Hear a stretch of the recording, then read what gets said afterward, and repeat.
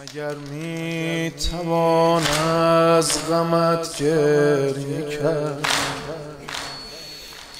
ولی بی تفاوت ز دنیا گذشت.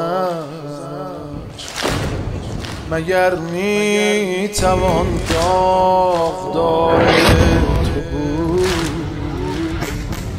ولی ساده از داغ دلها گذشت.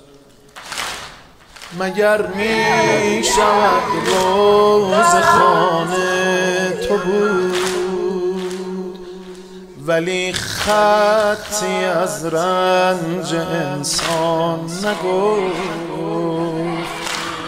مگر می شود شمر را لعن کرد، ولی هیچ از شمر